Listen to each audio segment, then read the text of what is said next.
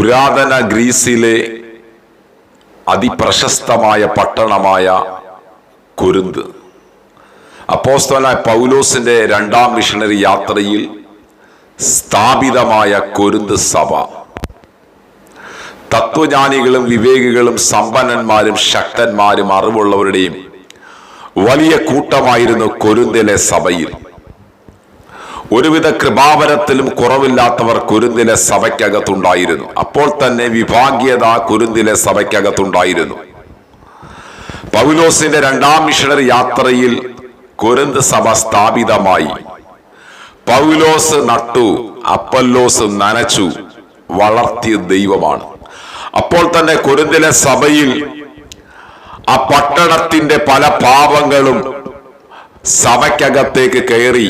അതിന്റെ പ്രധാന കാരണങ്ങളായിരുന്നു അപ്പന്റെ ഭാര്യയെ പോലും വെച്ചുകൊണ്ടിരിക്കുന്നവർ കൊരിന്തിലെ സഭയ്ക്കകത്തുണ്ടായിരുന്നു. പൗലോസിനെ കുറിച്ച് പഠിക്കുമ്പോൾ 8-ാം നാളിൽ പരിച്ഛേദന ഏറ്റവൻ, ന്യായപ്രമാണം സംബന്ധിച്ച പരീശൻ, ന്യായപ്രമാണത്തിലെ നീതി സംബന്ധിച്ച അനന്യൻ, ഗമാലിയന്റെ പാദപീഠത്തിലിരുന്ന് ന്യായപ്രമാണം സൂക്ഷ്മമായി നന്നായി മനസ്സിലാക്കിയ പൗലോസ് തന്റെ അറിവുകൾ കൊരിന്തിൽ വെളിപ്പെടുത്താൻ ശ്രമിച്ചില്ല. മറിച്ച് 1 കൊരിന്ത്യർ 2:5 പൗലോസ് പറയുന്നു, എന്റെ പ്രസംഗം ജ്ഞാനത്തിന്റെ വശീകരണ വാക്കല്ല, ആത്മാവിന്റെയും ശക്തിയുടെയും പ്രദർശനമാണ്.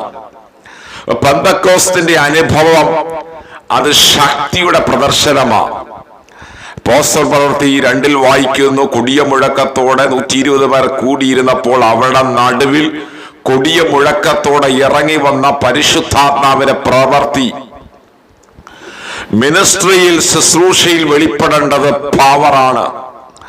പവറില്ലാത്ത ശുശ്രൂഷ ശൂന്യമാണ്. യേശു കർത്താവ് തന്റെ ഓരോ വചന ശുശ്രൂഷയ്ക്കകത്തും ദൈവിക വിടുതലുകൾ വെളിപ്പെടുമായിരുന്നു.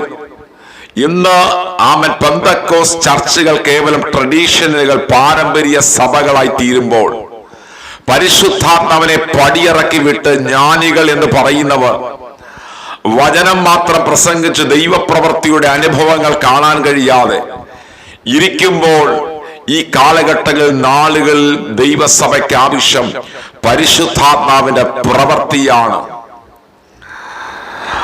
ആമേൻ, ഹല്ലേലൂയ, സ്തോത്രം. അങ്ങനെയുള്ളവർ നമ്മുടെ നടുവിൽ നിന്ന് എഴുന്നേൽക്കേണ്ട കാലഘട്ടം. പൗലോസ് പറയുന്നു, എന്റെ പ്രസംഗം ജ്ഞാനത്തിന്റെ വശീകരണ വാക്കല്ല, ആത്മാവിന്റെയും ശക്തിയുടെയും പ്രദർശനമാ. ഏലിയാവിന്റെ കാലഘട്ടത്തിൽ ജനം 2 തട്ടിലായിരുന്നു. അവിടെ തീയിറക്കി ഏലിയാവ് തെളിയിച്ചു, യഹോവയായ ദൈവം ജീവനുള്ള ദൈവമെന്ന്.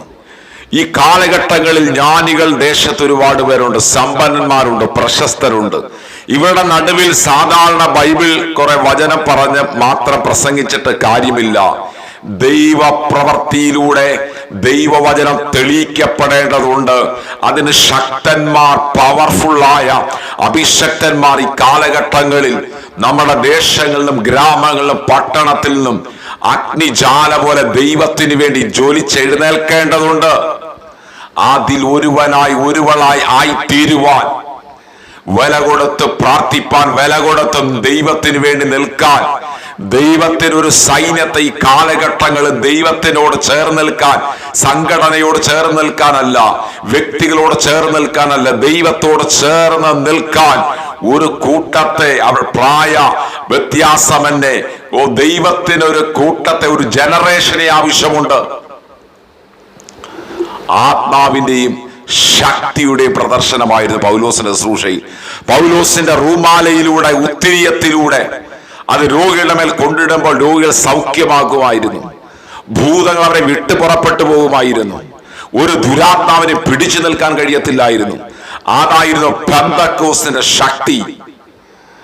ഈ പകൽ, ഇന്ന് രാത്രി എന്നെ കേൾക്കുന്ന പ്രിയ ദൈവ പൈതലേ, പെന്തക്കോസ്തിന്റെ അനുഭവം അത് ശക്തിയായിരുന്നു. ഹല്ലേലൂയ, ശക്തിയിലേക്ക് നമുക്ക് മടങ്ങി വരാം.